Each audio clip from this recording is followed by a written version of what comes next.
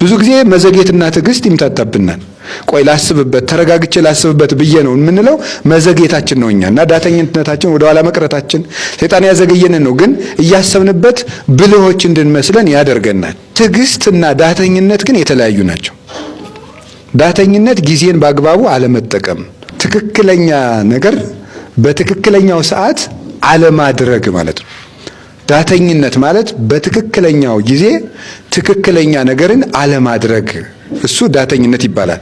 ይሄ እንዲያውም የሰይጣን አንዱ ፈተና ነው። ቅዱስ ጳውሎስ ሰይጣን አዘገየኝ ብሎ ተናግሯል አይደል? ሰይጣን አዘገየኝ ብሏል። እናንተን ላያችሁ እፈልግ ነበረ ለቆሮንቶስ ሰዎች ሲጽፍላቸው፣ ግን ሰይጣን አዘገየኝ ይላል። ማዘግየት የማን ስራ ነው? አንዱ የዲያብሎስ ስራ ነው። ስለዚህ አለመቸኮል የሚባለው ግን ከዳተኝነት የተለየ ነው።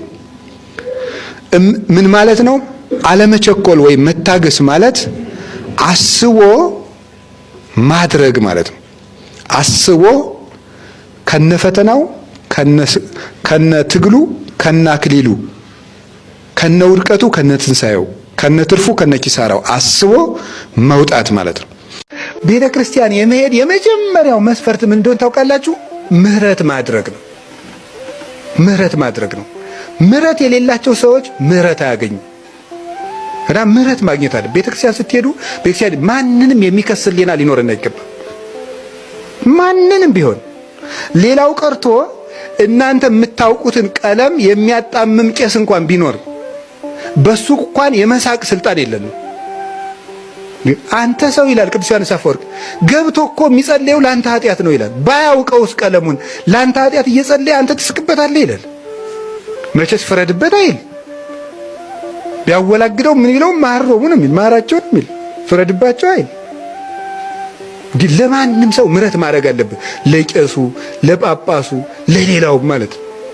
ማታ ስንተኛ እንደ መነኩሴ 41 መቁጠሪያ እንደዚህ ላትቆጥር ትችላለህ። ዝም ብለህ እንዲህ ማለት ገደም ምትሉና ጌታዬ ኢየሱስ ክርስቶስ ሆይ ማረኝ በሉ። እስኪ በሉ ድገሙ በሉ። ከዛ እንቅልፋችሁ እስከሚመጣ ድረስ እንደዚህ በሉ፣ ተጋድማችሁ ዝም ብላችሁ ማለት። ከዛ እንደዚህ እያላችሁ ተኙ። ከዛ ጠዋትም ሌላ ጸሎት ሲጀምሩ ስትሉ እንደዚህ በሉና ጸሎታችሁን ጀምሩ። መኪና ውስጥም ገብታችሁ ዝም ብላችሁ ቁጭ ብላችሁ አሁን መጽሐፍ አውጥተህ ብትደግም ሰውም አጉል ነው። ግን የሚቋረጥ ጸሎት ከሆነ ግን ድገም ዝም ብለህ ሰውን ተው እየተይ እንደው ግን ቁጭ ብለህ ዝም ብለህ ታክሲ ውስጥ ይሁን የትም ውስጥ ሁኑ፣ ዝም ብላችሁ የትም ውስጥ ናችሁ ግጥም አድርገህ አንደበትህን ሌላ አይኩ እንትና ማክሰኞ ዕለት እንደዚህ ያለ ለምንድን ነው እኔ እንጃ እስኪ ቆይ ጠይቀዋል ከምትል ዝም ብለህ ጌታዬ ኢየሱስ ክርስቶስ በሉ፣ ማረኝ በሉ፣ ድገሙ ድገሙ፣ እንደዚህ በሉ ዝም ብላችሁ። በቃ ሰዎች ያሉንን ነገር ትታችሁ እንደዚህ ስትሉ በቃ ክርስትና ማለት የክርስቶስን ፍቅር በትክክል ማሰብ ፊል ማድረግ ማለት ነው። የክርስቶስን ፍቅር ማሰብ መቻል፣ እሱን ማሰብ፣ እሱን የቀን ኑሮ ማለት የቀን ውሎ የኑሮ መርህ ማድረግ ማለት ነው። ይሄን አድርጉ። እንዲያው ጎረቤቶቼ ክፉ ሆኑብኝ፣ እንዲያው በቃ ትኩር ጥምድ ያደርጉኛል፣ እንዲያው ተሰብስበው ክፉ ምክር ይጎነጉኑብኛል፣ እንዲያው ምን ላድርግ? ዳዊት ድገም። የዋ ቅዱስ ዳዊት ተሰዶ ሳለ ምንድን ነው ያለ? ከቤተ መንግሥት ክፉ ምክር ተመከረበት አይደል? እግዚኦ ሚበዙ ለይሳቅዩኒ ብዙሃን ቆሙ ላይ የሚያስጨንቁኝ ምንኛ በዙ፣ ብዙዎች በእኔ ላይ ቆሙብኝ።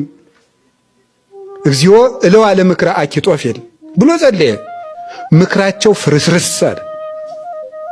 እንደዛ ብሎ ሲጸልይ ማለት አሳደደው። ሳኦል እየተከተለው ተሳሰደው። ለይግብው ድኅሬሆሙ ጸላእቴ አለ። ጠላቶቼ ወደ ኋላ ይመለሱ አለ። ዳዊትን ፈልጎ አጥቶት ተመልሶ ሄደ። ቢርብ ምግብ የሚሆን ጸሎት ነው። ይሄ ነው የምነግራችሁ። እኔ እውነቴን ነው። ዳዊት ጸልይ።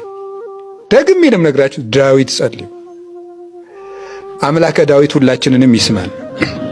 የእግዚአብሔር ቤተሰቦች ሃይማኖት እስካለኝ ድረስ ስነ ምግባር ባይኖረኝም እግዚአብሔር ይምረኛል ማለት በጣም አደገኛ ነገር ነው። በተለይ እግዚአብሔር የማይምረው ሰው ምን አይነት መሰላችሁ? እግዚአብሔር የማይምረው ሰው የለም። እግዚአብሔር የማይምረው ሰው ቢያንስ እንኳን በደለኛነቱን የማያምን ሰው ነው። በደለኛቱ እንኳን ማመን አለበት። እግዚአብሔር ቸር ነው እያለ ብቻ የሚቀልድ ከሆነ ውስጡ የማይሰቀቅ በድሎ የማይሰማው ከሆነ ይሄ ሰው ከእግዚአብሔር ምሕረት ተላልፎ ይሰጣል።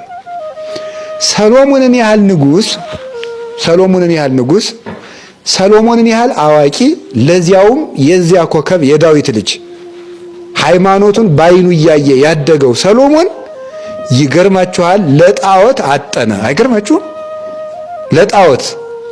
ለጣዖት ያጠነ ምንድነው? የሥነ ምግባሩ አጥር ምን ስላለበት ነው? ስለፈረሰበት ማለት ነው። ስነ ምግባሩ ኃጢአት ደጋግሞ የሰራ ሰው መጨረሻ ላይ ከሃዲ ነው የሚሆነው ማለት ነው። ካልተመለስን ማለት ዲያብሎስ መጀመሪያ በሐሳብ ኃጢአት ይጀምረናል። ቀጥሎ በንግግር ኃጢአት፣ ከዚያ ቀጥሎ በተግባር ኃጢአት፣ ከዚያ በኋላ ኃጢአቶችን ማስደጋገም፣ ካስደጋገመን በኋላ ደግሞ መለዋወጥ፣ ሌሎች ኃጢአቶችንም እንድንሞክር ማድረግ። ከዚያ በኋላ በዚህ ካወረሰን በኋላ እግዚአብሔር አይምረኝም ማስማል። አይምረኝም ስንል ደግሞ እንዲያውም እግዚአብሔርን አላምነውም ወደ ማለት ይወስድናል ማለት ነው። ቤተ ክርስቲያን የመሄድ የመጀመሪያው መስፈርት ምን እንደሆነ ታውቃላችሁ? ምህረት ማድረግ ነው። ምህረት የሌላቸው ሰዎች ምህረት አያገኙም። እና ምህረት ማግኘት አለ። ቤተ ክርስቲያን ስትሄዱ ቤተክርስቲያን ማንንም የሚከስ ሕሊና ሊኖረን አይገባም። ማንንም ቢሆን ሌላው ቀርቶ እናንተ የምታውቁትን ቀለም የሚያጣምም ቄስ እንኳን ቢኖር በሱ እንኳን የመሳቅ ስልጣን የለንም።